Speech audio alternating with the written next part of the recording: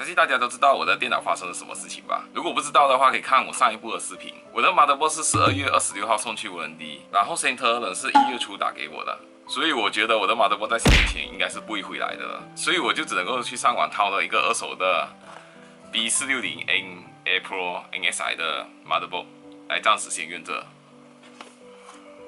刚好也想升级一些电脑的零件，所以就一起装上电脑吧。这次升级的零件有机箱、联力、OEE Dynamic Aluminium ATS Case Black TG Razer Edition 的版本。